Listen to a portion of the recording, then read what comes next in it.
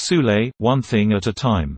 By Isaiah Abraham. January 15, 2011. The leader of one of the southern Sudan opposition groups known as the United Democratic Front (UDF), Mr. Peter Abdulrahman Sule, has painted a grim picture that the new nation-to-be will not be governed well because Dinka has already shown the ugly part of governance by posting its people in interior, defense and finance on the expense of other tribes.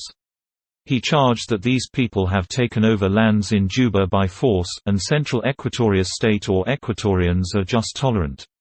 My ears couldn't take it as I pondered through vibes of the person I have known for a long time. I had wanted to die. Brother Peter A. Sule, your interview this morning with BBC's Uduak Amimo over southern Sudan government imbalance was unfortunate.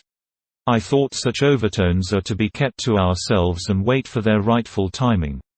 Going to the world at this time with such sensitive claims send a wrong signal to our friends and could cause us internal rift. I think your claims are ill-timed, and hence are unforgivable, given our status at the moment.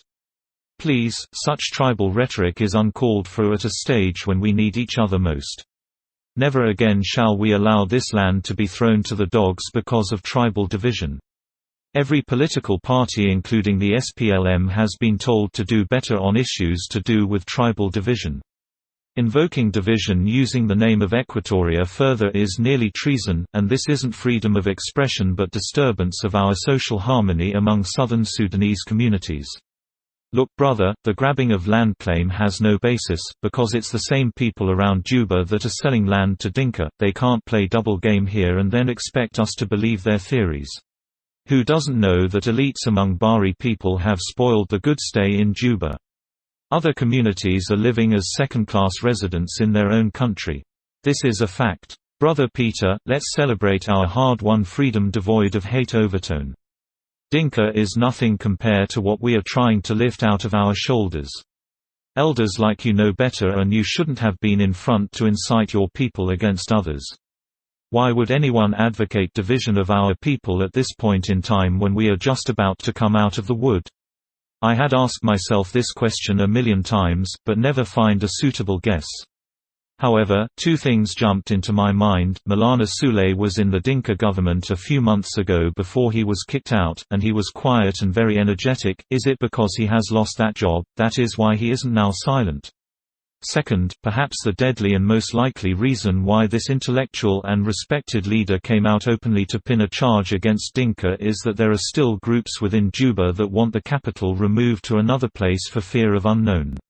Personally, I had written much about moving away from Juba because Juba isn't a nice place environmentally. But to move away because a southerner wants others out isn't anymore a laughing matter. Tribalism is a cancer and we can't allow it to go on among us like that. I don't know whether our leaders feel the same.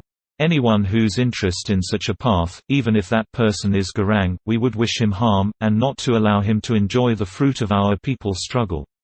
Brother Sule has staggered and should apologize to our people, to the government of the people of southern Sudan in Juba. The good man has touched nerves where suspicion and seeds of hatred are being planted before our eyes. If you think I have defended Dinka, fine, but the truth is painful, generalization is bad. Not all Dinka are land grabbers. The government of the day is the government of the people of southern Sudan, represented by all our colors and tribes, even if we don't deny that there is a heavy presence of Dinka at key positions. I know this wasn't a policy but coincidence, since the SPLM party and the army inherited these people from the beginning, and there is no way we can do away with them at this time. In reality though, we won't be fair to say Brother Sule was entirely wrong. There are problems with our people Dinka, but that can't take attention away from our big picture. Maulana Peter, sir, please go slow. It's time for our people to come together irrespective of what situation we find ourselves in. We are giving away our celebrated unity. It's even too soon to talk about internal corrections. Reported by Deng Majok in memory of Isaiah Abraham. Proudly brought to you by Bohr Publishers Australia.